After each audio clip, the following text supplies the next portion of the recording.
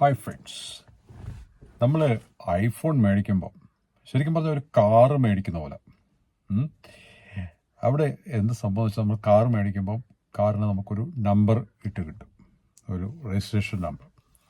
അതുപോലെ തന്നെ ഈ ഐഫോൺ മേടിക്കുമ്പോഴും നമുക്ക് ഒരു സീരിയൽ നമ്പർ ഉണ്ട്. ഈ സീരിയൽ നമ്പർ നമ്മൾ ചെക്ക് ചെയ്ത് കഴിഞ്ഞാൽ എവിടെ വേണമെങ്കിലും പല സൈറ്റുകളിൽ ചെക്ക് ചെയ്യാം. ഏത് സൈറ്റിൽ നമ്മൾ ചെക്ക് ചെയ്താലും അത് ആപ്പിളിൽ നിന്ന് അതിൻ്റെ ഡാറ്റ കളക്ട് ചെയ്ത് ആ സൈറ്റിൽ കാണിക്കും. ആപ്പിളിൽ ഡീറ്റെയിലുണ്ട് നമ്മുടെ ഈ പെർട്ടിക്കുലർ ഫോൺ. നമ്മൾ ഈ കയ്യിൽ ഉപയോഗിക്കുന്ന ഈ ഐഫോൺ, അത് ആപ്പിളിൻ്റെ ഡീറ്റെയിലുണ്ട്. അതിനെപ്പറ്റിയുള്ള ഫുൾ വിവരങ്ങൾ, എന്തൊക്കെ സോഫ്റ്റ്വെയർ അതിനകത്ത് അപ്ഡേറ്റ് ചെയ്തു, എന്തെല്ലാം കാര്യങ്ങൾ, എപ്പോഴൊക്കെ അതിൻ്റെ സിസ്റ്റം അപ്ഡേറ്റ് ചെയ്തു, ഇത് എല്ലാ കാര്യങ്ങളും, എന്നാ പർച്ചേസ് ചെയ്തത്, എന്നുവരെ അതിന് വാറണ്ടി ഉണ്ട്, ഈ ഡീറ്റെയിൽസ് ഫുള്ള് അതിനകത്ത് കാണാം.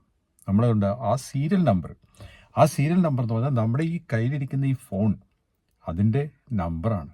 കാറിൻ്റെ നമ്പർ പോലെ അതിൻ്റെ ഒരു യുണീക്ക് നമ്പറാണ്. ആ സീരിയൽ നമ്പർ നമ്മൾ നോക്കിക്കഴിഞ്ഞാൽ നമുക്കറിയാൻ പറ്റും അത് എന്നാണ് മേടിച്ചത്, എന്നുവരെ വാറണ്ടി ഉണ്ട്, എല്ലാ ഡീറ്റെയിൽസും അറിയാൻ പറ്റും. സോ ഈ ഒരു പെർട്ടിക്കുലർ നമ്പർ, കാറിന് കിട്ടുന്ന നമ്പർ പോലെയാണ് നമ്മുടെ ഈ ഐഫോണിൻ്റെ സീരിയൽ നമ്പർ. അതുപോലെ തന്നെ അതിൻ്റെ മോഡൽ നമ്പറൊക്കെ നോക്കിക്കഴിഞ്ഞാൽ നമുക്കറിയാൻ പറ്റും അത് പുതിയതാണോ, റീഫർമിഷ്ഡ് ആണോ, റീപ്ലേസ്ഡ് ആണോ, ഇതെല്ലാം അറിയാൻ പറ്റും.